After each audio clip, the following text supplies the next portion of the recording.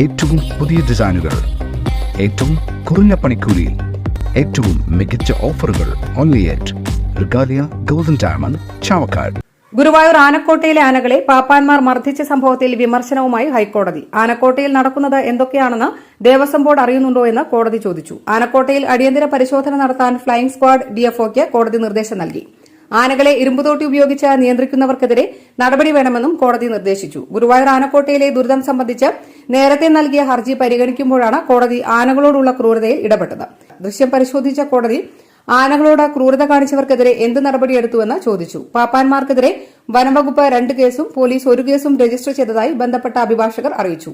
ജനുവരി 15, 24 തീയതികളിലാണ് സംഭവം നടന്നതെന്ന് ദേവസ്വം വ്യക്തമാക്കി. ആനക്കോട്ടയിൽ എന്താണ് നടക്കുന്നതെന്ന് ദേവസ്വം അറിയുന്നുണ്ടോ എന്നായിരുന്നു ജസ്റ്റിസ് അനിൽ കെ നരേന്ദ്രന്റെ ചോദ്യം.